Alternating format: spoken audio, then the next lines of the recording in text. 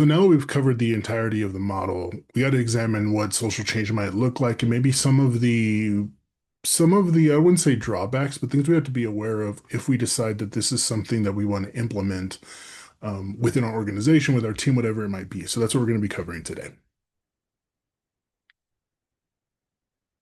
So some of the attributes of social change, because that's the end goal, right? That we can, and I mentioned this multiple times in previous lectures, that it can be a both and situation, that we can both be successful within our organization and we can also change the community for the better through this social change.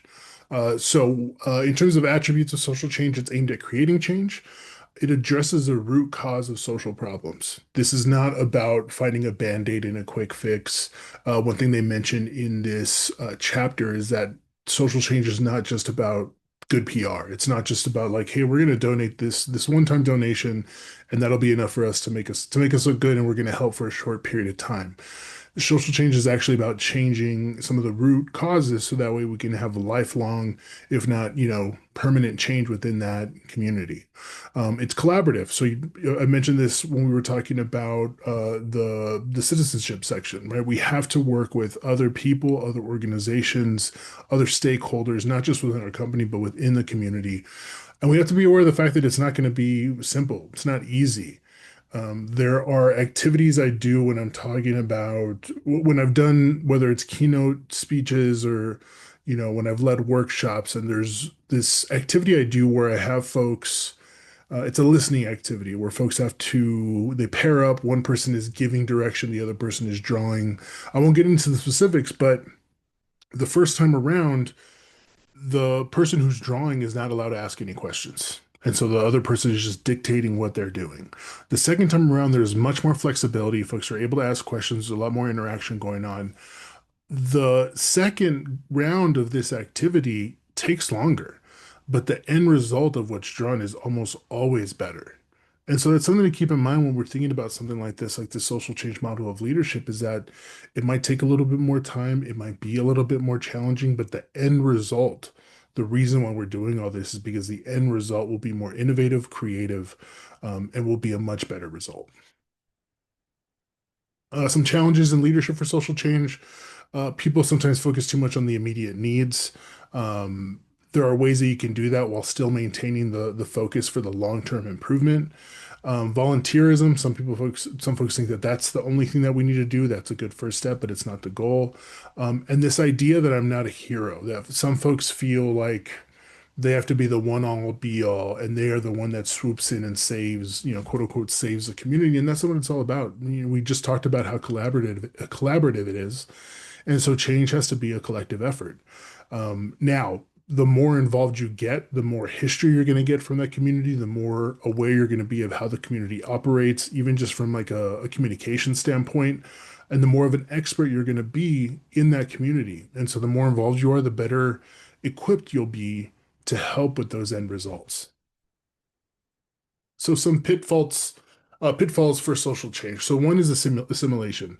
We assume that the way our own community or culture addresses a social problem is the best way. And it's usually with the best of intentions. Like, I've seen this problem before, this is how we solved it.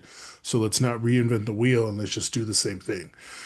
The problem is you're dealing with different people, different communities, different legislation, different policies. There's usually a lot involved, and there's a lot of different variables involved. And so what worked in one location with one organization isn't necessarily going to be the exact same in this one. And so it's important to get as much information and input as you can to make sure that you are bringing in the positives from what you used before, but also addressing some of the variables that you didn't have to think about the first time around. Paternalism, where we reduce the recipients of service to a childlike status, where it feels like they have no autonomy, right? We have to save them because they don't know any better. That's a very um, patronizing way of trying to help a community, right? The way I think about it, and I think I mentioned before in previous lectures, is like when I do leadership coaching. I'm not saving anybody when I'm coaching someone. I am trying to help them see the best ways that they could approach a situation and a problem. And if I can help in some sort of way, I want to do that. But I let them be the voice and the director, and I'm just there to help along the way.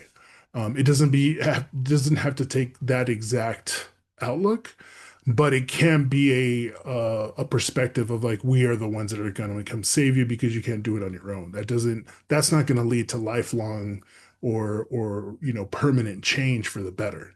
And then ignoring historical and political context. Again, if we don't understand the history of a community, we run the risk of actually recreating or reinforcing the inequalities that are happening and the problems that are happening. We have no idea if someone has tried something like this previously and what were the reasons why it failed. Maybe it wasn't necessarily um, the the way that they wanted to attempt it. Maybe it was the people involved. Maybe it was the amount of money that was the way the money was distributed, whatever it might be. But we have to understand the historical context in order for us to really understand and put together a solid plan in place for how to improve the community. Deficit-based perspective of others. So we only see the problem in the communities and people and not the assets, right? We're only thinking about how can we fix problems instead of thinking, hey, they have these really great solutions to things that we are dealing with.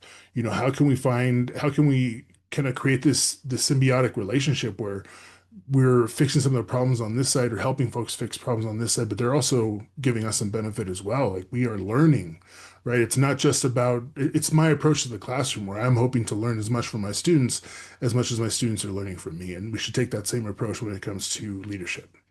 Ignoring cultural differences. It is not possible to understand how to benefit the common good while simultaneously judging other community members because their views differ from our own ethnocentric perspective. So there are usually multiple cultures within a community, even in a community like, for example, in El Paso, where, the Latino population makes up maybe 80% plus, there are still so many different cultural differences where we're talking about religion, where we're talking about politics, where we're talking about, a number of different aspects of cultural differences.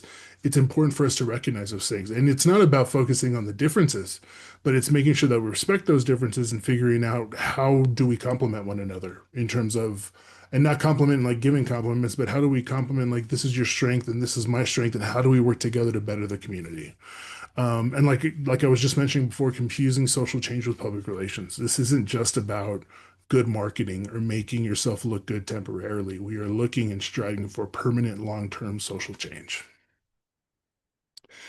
So we talked about in the change section about adaptive change. Now, sometimes it's just a mental shift in how we think about things. So want to be awareness of interdependence. So working with others and not unto others. Again, thinking about that idea of how we're swooping in and we are the paternalistic, like I know better. And so this is me doing work for you. We have to work together with one another when it comes to this type of change. An awareness of the need to keep learning. It is so pivotal to have a growth mindset if you're employing this type of leadership approach, where you are constantly okay and comfortable with the idea that your ideas might not be the best, they might not be the strongest, or they need improvement, or someone else is going to come in with a better idea. We have to be okay with that. We have to be okay potentially getting embarrassed a little bit because we're ignorant on some ideas and some of the ways that the community operates. A lot of it takes some humility in order for something like this to be effective. And so keep that in mind if this is something that appeals to you when you think about how you might lead as a leader. In terms of leadership development, so do leaders create social movements or do social movements create leaders? It is through working with others for common benefit that people learn just how much they are capable of and how they can continue to improve. So when we're thinking about social change, just those two words alone, it can feel pretty heavy. This idea that we were just talking about of people feeling like they need to be a hero in order to change the community, that's just not true. We can be part of a group that can feel like superhero-ish in the way that they can improve the community, improve their organization at the same time. But it's not until you start actually doing the work that you realize how capable you are and how much working together can be a benefit, just a huge benefit. And if nothing else, even if you're not, because in the times that I've taught this course before, there are a lot of folks who just like, these are lofty goals, or you're trying to do too much. And even if that's your takeaway, completely understand that. But even if you keep this within your organization, this idea that we have to work together can be so important. I can't tell you how many times I've talked to folks or consulted with folks where it is all these different departments within the same organization that aren't even communicating with each other. They're not working together. And that's usually the biggest problem in terms of why things are so dysfunctional. So I think even taking this approach and using it at a micro level, instead of thinking about the community, which again, I urge you to think about the community and want to better and improve the community. But even if you take this approach of focusing on values and focusing on collaboration and getting comfortable with conflict and really that idea of citizenship, but even at an organizational level, I promise you it's going to lead to better outcomes, better results, and just better relationships within your organization.